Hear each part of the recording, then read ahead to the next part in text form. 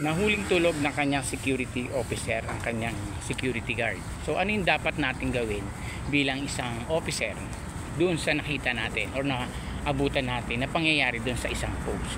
Siyempre una ang gagawin natin, dapat kalma lang tayo.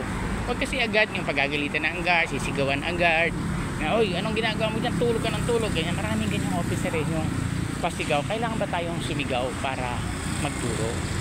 Di ba mas masarap nagtuturo ng maayos, kalma ka lang. Siguro minsan nagagalit, naiinis, pero dapat control pa din. Hindi lahat sinigawan mo na. Di ba? Minsan may mga ganun talaga dumating sa point na talagang masasabihan mo. Siguro yun talagang karapat dapat na talaga. Hindi naman natin masisisi ang mga office kung minsan. Siyempre ang mga officer intindihin natin. Sa dami din ang iniintindi niya.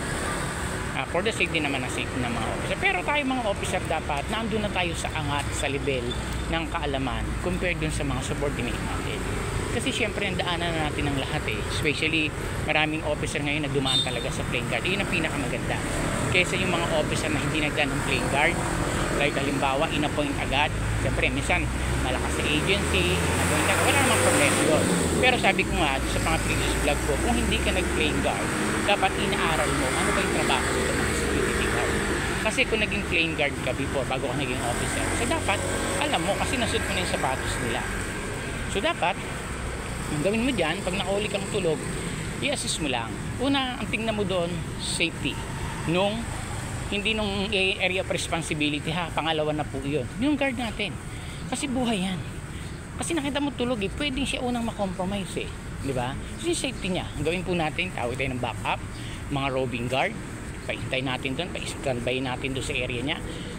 Kuhanin mo siya, sabi sige pahinga ka muna dito kung meron kayo silang mga barracks.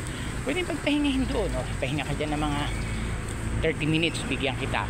Pabalikan na lang kita sa guard natin kapag dumating ng 30 minutes at nang mapahinga mo naman yung sarili mo. So pag napahinga na, puntahin mo sa office mo, sabihin mo, kung nag-almusal ka na ba, nagkape ka na ba, siyempre madaling araw yan, ganyan. Pag sinabi niya, ganito, di, pagkapihin mo, kaya mo na ba? Sige, punta ka na dun sa area mo para at least makarelax ka naman.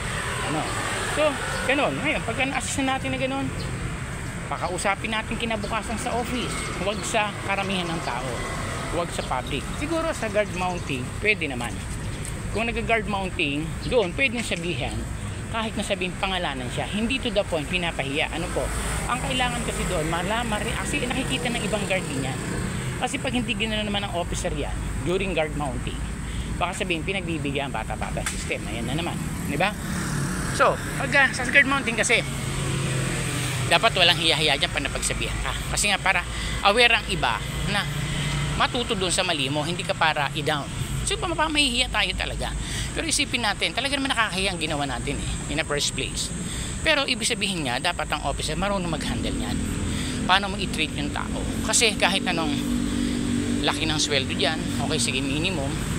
Tapos sa mga officer mo naman, mga buraot, maraming ganyang officer, di ba? Yung gusto iasan lang lahat sa kanila, ganyan. Kaya minsan yung iba, hindi naayos ang trabaho kasi mabigyan lang naka-PC officer, mabigyan lang ng ganito, wala na, di ba? So, hindi nagpa-function. So, ganun, kung nahuli natin, i-assist muna natin yung safety niya. After that, pag nakausap nyo na ng personal, sabihin natin yung kanyang pagkakamali. Kung kailangan bigyan ng memo, memohan natin. I-receive natin yung memo niya para at least, nang sa ganun, hindi magkaroon ng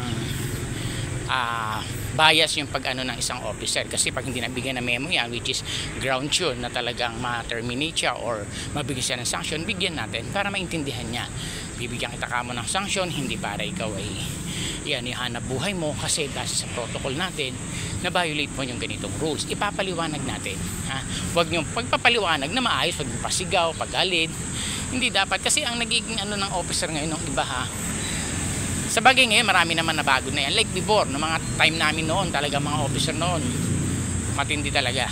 Talagang sisikmura ka, tatadya ka sa formation. May mga ganyan before. Kasi mo sa mga naging officer namin that time, mga retired na mga sundalo talaga. Ay ngayon kasi sobrang boom na ang security industry.